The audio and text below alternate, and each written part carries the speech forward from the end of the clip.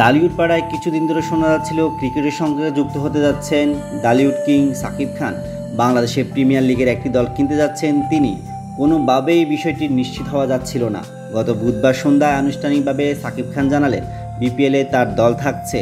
তার নাম ঠিক করা হয়েছে ঢাকা ক্যাপিটালস। এইদিকে গত 28 সেপ্টেম্বর সাকিব খানের ভেরিফাইড ফেসবুক পেজে বিপিএল নিয়ে একটি পোস্ট করা হয়। একটি স্থিরচিত্র পোস্ট করে ক্যাপশনে লেখা হয়, বিপিএলের 11তম আসরে ঢাকা টিমের জন্য আসছে এক বিশাল চমক। কিন্তু টিমের নাম কি হবে? আপনার পছন্দের সেরা নামের আইডিয়াটা কমেন্টে জানান আর জিতে নিন আকর্ষণীয় পুরস্কার। দর্শক রায়ের নামটি চূড়ান্ত হওয়ার পর বুধবার সন্ধ্যায় গুলশানে রিমাক হারলেনের হেড অফিসে ঢাকা ক্যাপিটালসের টিমের মালিক হিসাবে লোগো উন্মোচন করেন সাকিব খান।